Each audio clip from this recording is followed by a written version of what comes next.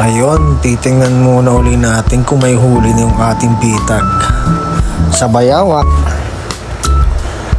Dalay kutsilyo. Meron na.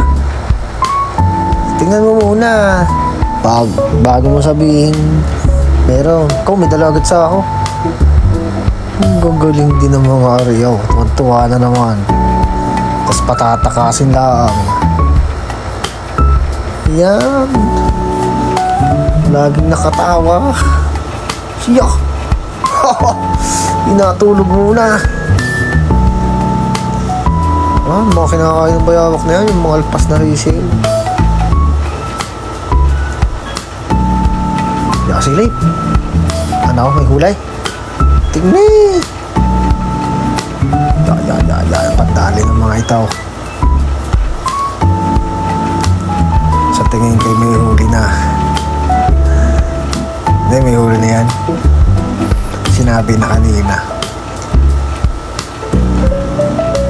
Yun nga, ang huling are ay namatay na sa silaw. Hindi agad kinuha. Pagbalik ay ginuguyam na. Ayan. Wala na. Dead balls na. Hindi na pide. Hindi na mapapakinabangan yan. Teka. Sayang naman. Wala na. Hindi na maaari yan. Kaya ay ginuguyam na. Sayang naman. Ating munang aalisin at ating itatapon sa tulay. Wala na ngayon mga ngain na sa iso siguro. Ipadalawa na ari eh. Ating tapo na. Itong itsura, kalit din naman eh. Iuubusin nga ang sisig, kaya hinuhuli.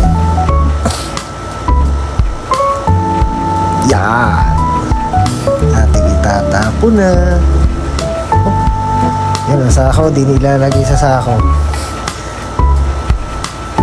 Titig na titig. Yan. Sinabit lang. Isyok! Ano ba yun? Tamang panood sila pogi. Anong ginagawa ninyo? Tapunin na yan! Ayun nga.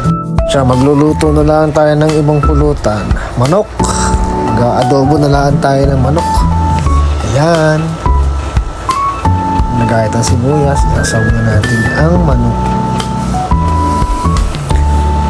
Red Rose ang masarap din yung ituwang. Siguro.